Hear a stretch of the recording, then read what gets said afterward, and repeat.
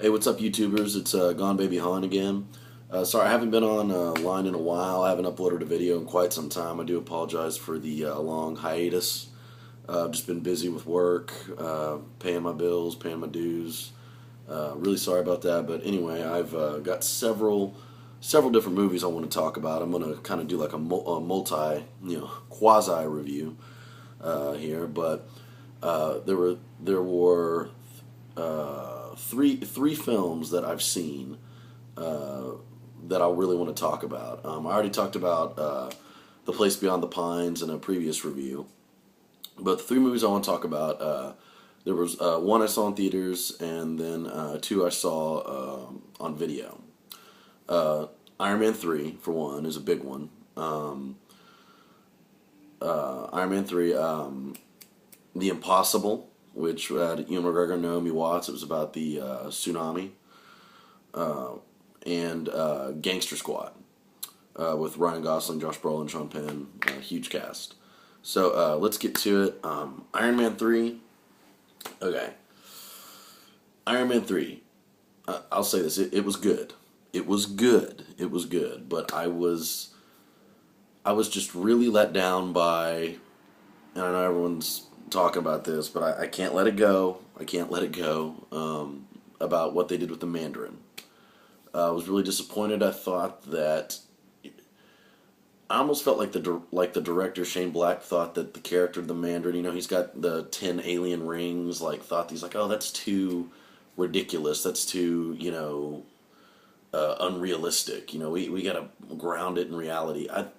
Really, there was an alien invasion in the Avengers, and you have gods like Loki and Thor. Like, come on, dude.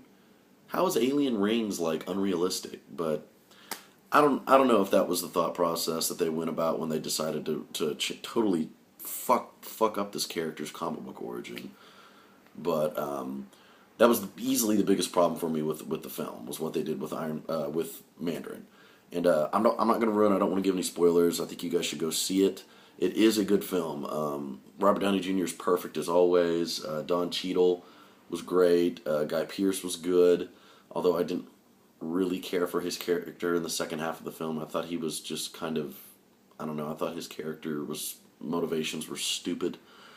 And just like the last action, big action finale at the end, it's just like Transformers. It's just this big loud mess with these fire people, and just it's cool. It looks fucking badass in 3D. I saw it in IMAX, and you're just like, holy shit, this is fucking awesome.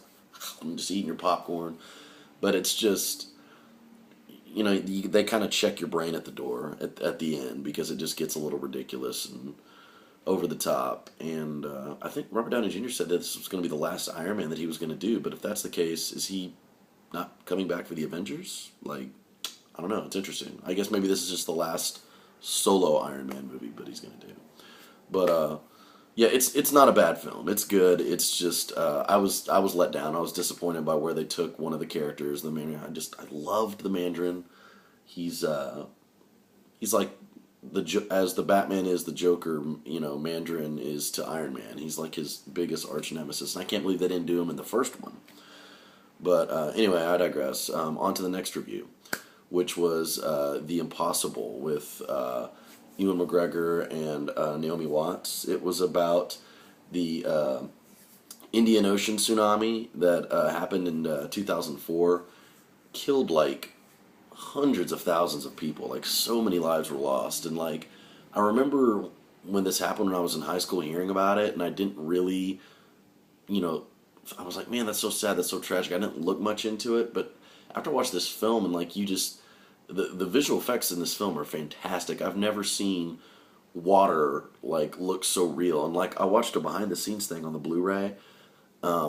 They used real water. They used real water and scale models. They used very, very, very little CGI for the waves and the water, and it looked so convincing. And I really think that's why Christopher Nolan prefers to do all his effects in camera, because it just looks so much more raw and real that way, other than just computer, Lord of the Rings, Hulk, all this.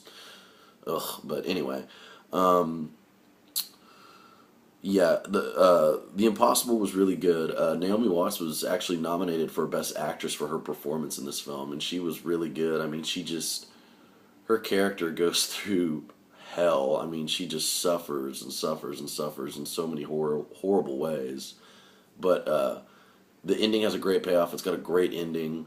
It's really happy, really satisfying.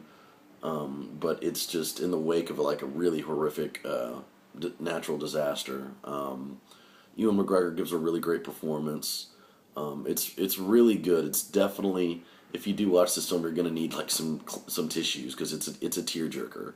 But it's a great film, and I thought it was really underrated because it didn't get a whole lot of coverage at all, other than Naomi Watts being nominated for an Academy Award. But check it out; it's a good film. It's you can get it at Redbox or Netflix anywhere. Last one I want to talk about real quickly was Gangster Squad.